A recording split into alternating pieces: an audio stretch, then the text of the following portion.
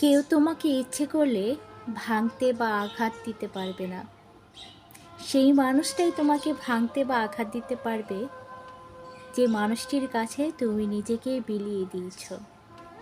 সেই মানুষটি তোমাকে ছোট বা অপমান করে কথা বলতে পারবে তুমি যে মানুষটিকে সবার সামনে উঁচু করেছ বা সম্মান দিয়ে কথা বলেছ।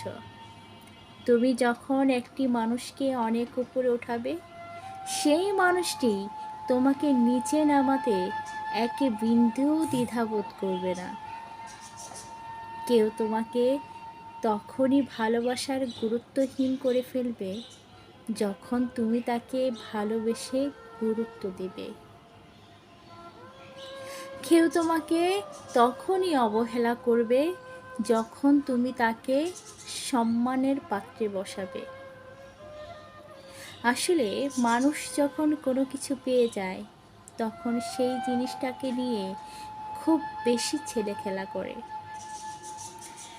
তুমি যেমন তার কাছে সস্তা হয়ে গিয়েছ, এই কারণে সে তোমাকে গুরুত্ব দিচ্ছে না, কেননা তুমি তাকে গুরুত্বপূর্ণ বানিয়ে নিয়েছো তোমার কাছে।